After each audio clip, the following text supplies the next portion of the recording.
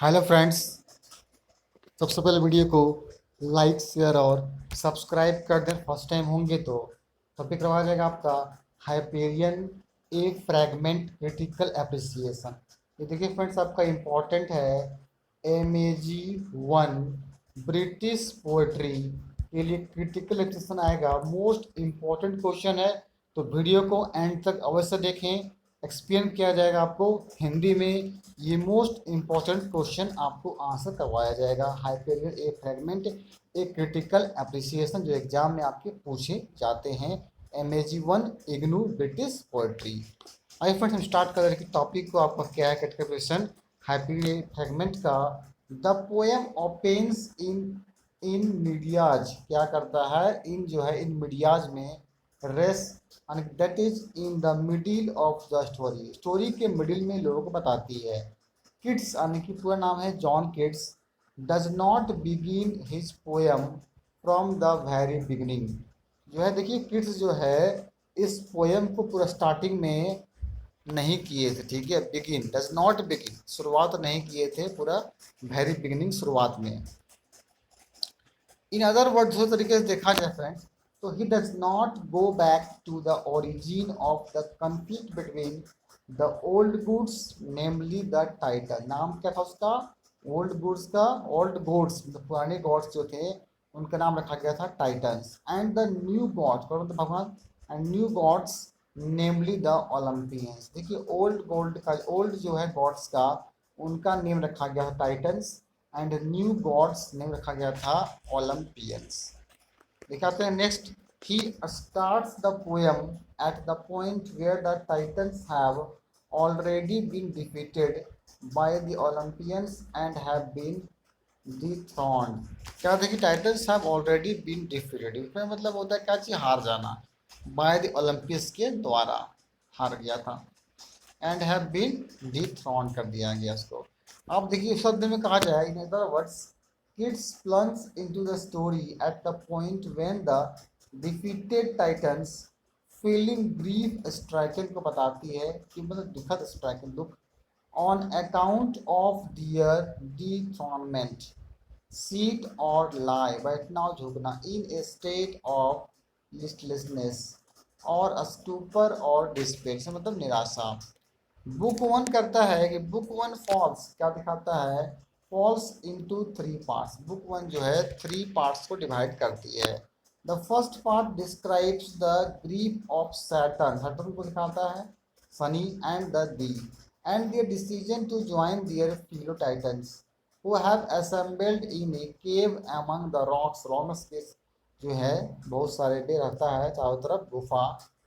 far away from where Saturn has been sitting silent and quiet as a stone। देखिए बहुत ही दूर में, far away from where, जहाँ से सटर्न क्या कहा है, सिटिंग साइलेंट शांत है, and quiet as a stone, एक स्टोन पत्थर की तरह।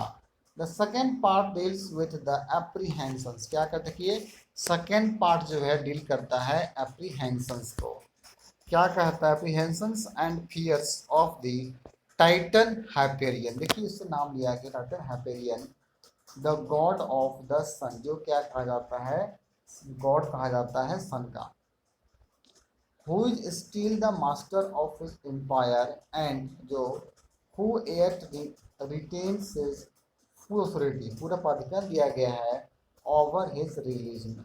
The third part of the poem contains Coelus exhortations to Hyperion के, हाइपेरियन के रूप में, and the latter's departure for the earth to meet his fellow gods दिखाती है।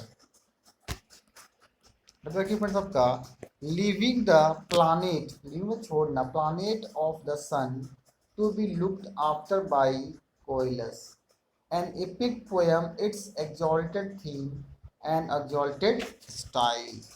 आइए आते हैं कि नेक्स्ट आपको जो बात किया गया, हम लोग पढ़ रहे हैं हाइपेरियन के बारे में। तो Hyperion is an epic poem, ये देखिए एपिक मतलब होता है महाकाव्य, एक कविता है। ठीक है, हाइपेरियन का एक एपिक पोएम है। An epic has always an exalted theme, exalted theme के बारे में बताती है, which is treated in an exalted style के रूप में होता है। Now the theme of Hyperion is the war between the titans and the Olympian. देखिए दो लोगों के बीच में यहाँ पे वार आने की लड़ाई हुई थी, एक आपका टाइटन्स और सेकंड आपका ओलंपियंस के बीच में। And the outcome of the result क्या आया that war, the characters in this poem are super natural being. Character जो है दोनों तरीके से बहुत अच्छा दिखाने का काम करती है। They are the displaced deities. ये क्या डिस्प्लेस मतलब होता है चेंज को जगह चेंज करना।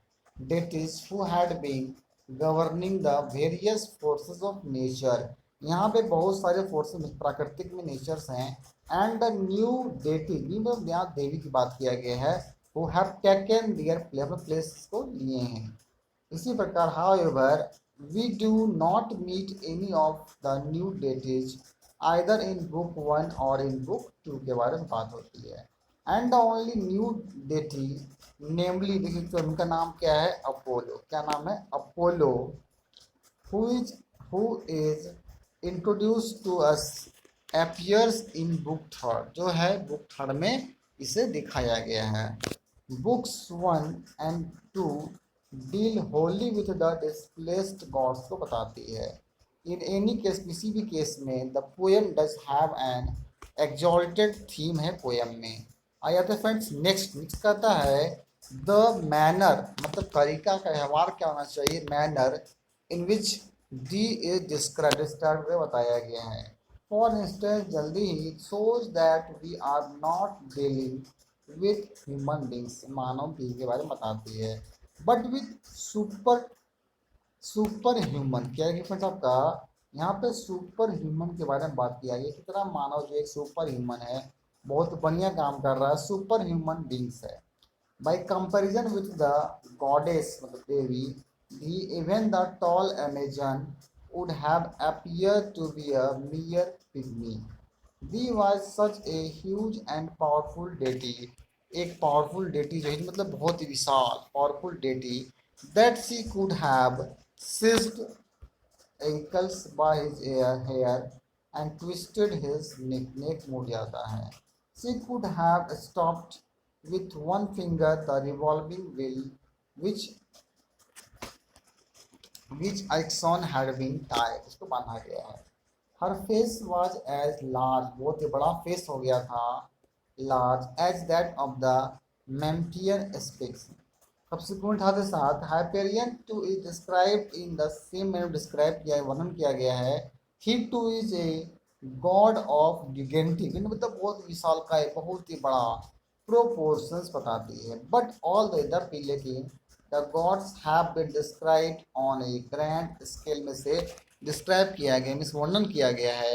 देयर पेशेंस, उनकी चाहत एंड फीलिंग्स आर सिमिलर, पूरा सेम था, to those of human beings में।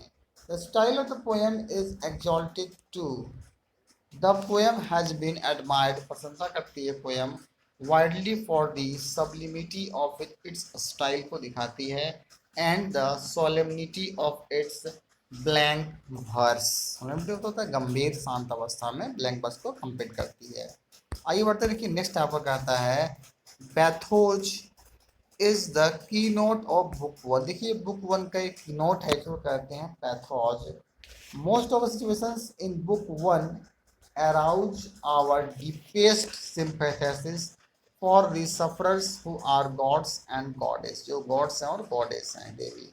नो ऑर्डनरी ह्यूमन, कोई छोटा साधारण व्यक्ति नहीं है, begins but who fell as rest and miserable in their defeat as human beings, मतलब एक ह्यूमन बींग्स के लिए क्या कहता है, would in their Saturn sit silent with right hand nerveless, क्या नर्वलेस हो गया, लिस्टलेस, डेड, अनसप्टच, अनअसेप्चर्ड, ठीक है, देखिए unaccepted, and his realmless eyes, बहुत सारे आइज हैं, आर क्लोज, बंद कर दिया गया। This is a moving picture of the god who was once the regular of the whole universe, पूरे यूनिवर्स का एकमात्र मालिक होते हैं।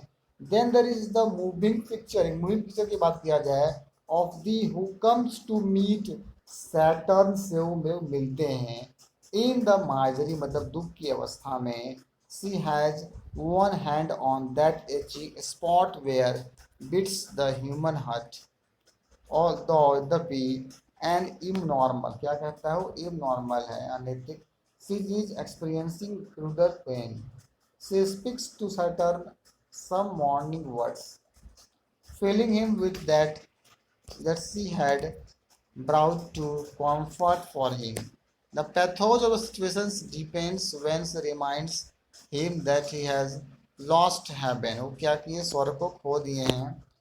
That he has lost the earth, अर्थ को भी खो दिए हैं. And that he no longer has any authority over the ocean. All the air is impacted of time. जितना भी देखिए एयर है इम्पैक्ट मतलब क्या, खाली होना. टाइम होरी मेजेस्टी, मेजेस्टी जादू है पढ़. सी सेज वह कहती है when Saturn opens his eyes, खोल देता है. एंड स्पीक्स टू दी, बोलता है. It speech further stirs our sympathy for him, जो दिखाती है. ही लेमेंट्स मतलब होता है दुख व्यक्त करना. शोक को कहते हैं लोमेंट करते, क्या कहते हैं क्या lament. The fact that he has been dethroned completely करता है. and that he has been lost identity and his real son. He asks in our words which are poignant whether it would be possible, कितना संभव हो सके क्या होती है, him to regain his empire. Group में काम हुआ. he would like to know, हम लोग जानते हैं, if he can find another choice from which, अगर वो दूसरा कोई फाइंड करता पाता है, which he may fashion another universe to govern, ताकि उससे भी हम क्या कर सकते इसको फैशन बना सकें यूनिवर्स में. The account of the fears, जो देखिए अकाउंट डर होता है हम लोग का, फियर डर जो होता है. एप्रीहेंशंस ऑफ हाइपेरियन में is another pathetic element in the poem. एक एलिमेंट में अलग पैथेटिक एलिमेंट जाने जाते हैं. Hyperion feels deeply rejected by the ill omens which he has witness, जो गवाही के रूप में था. And he would like to know what his fate is going to be. क्या भाग चल रहा है. He asked, is he too is going to fall like Saturn की तरह, and if he is going to be deprived, वंचित हो जाना, of the comforts and peace of his lucent empire को दिखाती है. He thinks that he might lose the blaze. क्या बात किया गया, the blaze, the splendor and the symmetry, and that he would then see on darkness, death and darkness के बारे में बात होगी. The pathos of the situation of this Titans is brought out by सोलस वेन के द्वारा लाया गया है. एड्रेसिंग हाइपेरियन का एड्रेस किया गया. ही सेज, वो कहते हैं, that his eldest son Saturn had been overthrown and that Saturn had appealed to him for his help, but in vain because he was in no position to offer any help. कोई option नहीं आया था किसी की मदद किया जाए. To any of his the children, किसी बच्चे के लिए. Coelus then asked him Hyperion too is threatened with a similar fate, एक समान फेट लगता है. Here are the relevant lines addressed by Coelus and Hyperion के रूप में बात होती है. ठीक है फ्रेंड्स, थैंक यू. वीडियो को लाइक नहीं किया, लाइक शेयर और फर्स्ट सब्सक्राइब जरूर कर दें इस टाइप का वीडियो नोटिफिकेशन आपको आने के लिए. ठीक है फ्रेंड्स, थैंक यू. इस वीडियो मिलेंगे और भी इम्पोर्टेंट टॉपिक के साथ. Thank you.